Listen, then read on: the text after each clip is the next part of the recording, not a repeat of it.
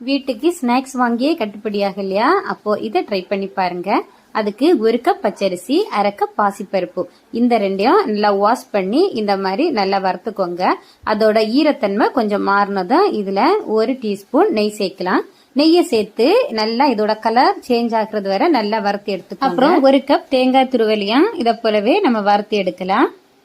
தேங்காய் துருவலும் வறுத்து எடுத்த அப்புறம் ஒரு கடாயில 1 கப் நாட்டு சக்கரை, 1/2 கப் தண்ணி இதையும் சேர்த்து நல்லா கொதிக்க விடலாம். கொதிச்சதுமே இதை ஃப்ளேம் ஆஃப் பண்ணிடலாம். பாகுப்பதம் எதுவுமே தேவையில்லை.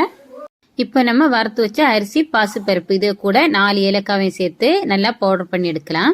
இந்த மாதிரி பவுடர் ஆன அப்புறம் இது கூட தேங்காய் துருவலையும் சேர்த்து ஒரு வாட்டி கூட நல்லா பவுடர் பண்ணி வேறொரு பவுல்ல டிரான்ஸ்ஃபர் பண்ணிடலாம்.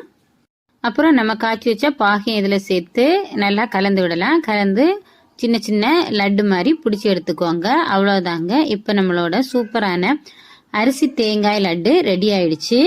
இந்த லட்டை 4 டேஸ் வரை நம்ம ஸ்டோர் பண்ணி வைக்கலாம், கெட்டு போகாது.